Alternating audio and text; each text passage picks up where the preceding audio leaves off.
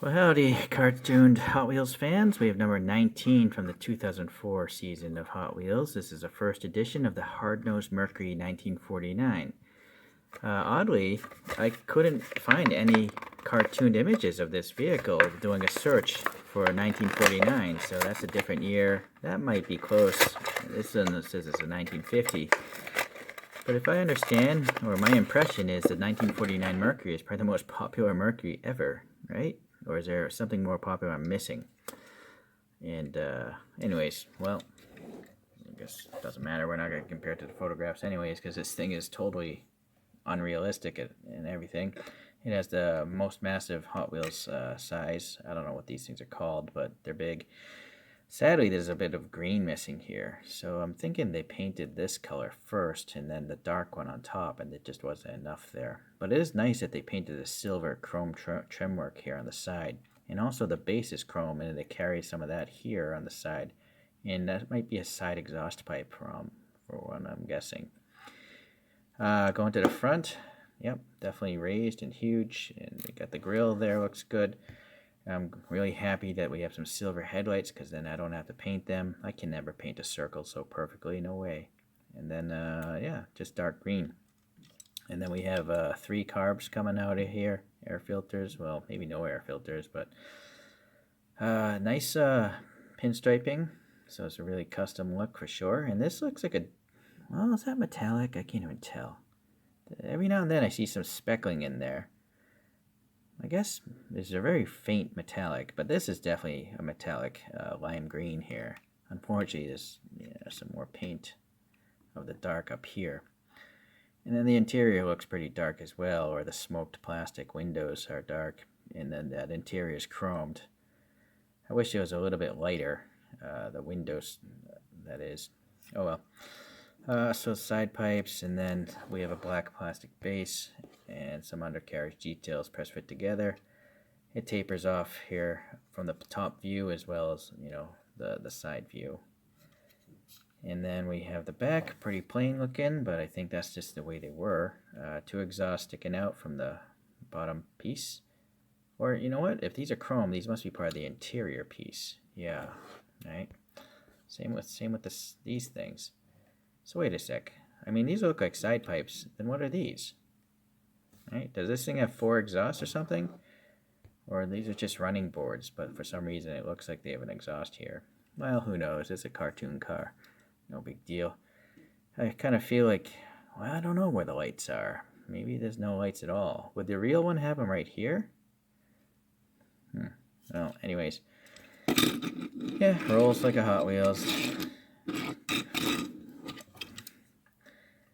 I don't think I'm going to replace the rear wheels because you can't even see them, right? So I'm just going to replace these, but I'm not sure what I'm going to go with.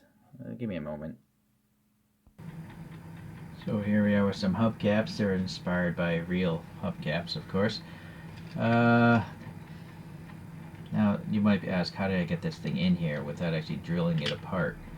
I accidentally started clipping this wheel off. But on the front, I actually did clip a wheel off, and then I clipped off the end of the axle, and that's how I got the wheels out. And I reused the axle, but then I have the tire as a separate piece, the wheels a separate piece, and the center cap's a separate piece. So I put the tire into the casting first, then I push the wheel into the tire while it's in here. And then the axle can go in through the outside if it needs to, and then I do the same over here, and once the axle's centered, I glue on the center caps. But yeah, I was sloppy. Oh well, I don't like rolling models anyways, so I guess that's fine. I did add a little black paint here in the grill. It might be hard to see, but it is there. And then a little black paint up in here as well. And that's it, really. There's nothing else to add. I don't think this thing has taillights, so I don't know if that's street legal, but whatever. Okay, so funky. Too bad about the paint blemishes originally from Hot Wheels, though. So these are kind of the wheels I was going for. It's like smooth on the outside, some ribs in the middle, and then a center cap. Okay, take a look at a couple other models. I do have this M2 machines of this lead sled. It had a tire issue or something, though. I think I managed to fix it, but Oh, and also, this panel gap is just horrible. Look at that. Look how weird the hood looks. So that's why I don't buy too many M2 machines. They gotta get away from using these opening features. They're just not necessary. Alright. So Choro Q, that's the standard of deformation. Here's an old classic Mustang. And then we have another freebie here from, I think it was Kirin Coffee that made this one, a 55 Bel Air. Pretty good details for something that came with a can of coffee in Japan. I had to buy it, of course. eBay. Ooh, paint problem there. Alright, you can see the Hardnoze is a pretty long model. It's actually the same length as a true scale. But yeah, definitely cartoonish in its deformation. How it tapers towards the back, both in the height and the width.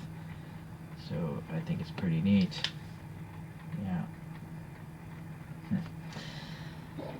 Okay, let's get this guy spinning on its own. We have a Toy Story alien saying, "Ooh, that's a nice Mercury." So Hardnoze, very cool.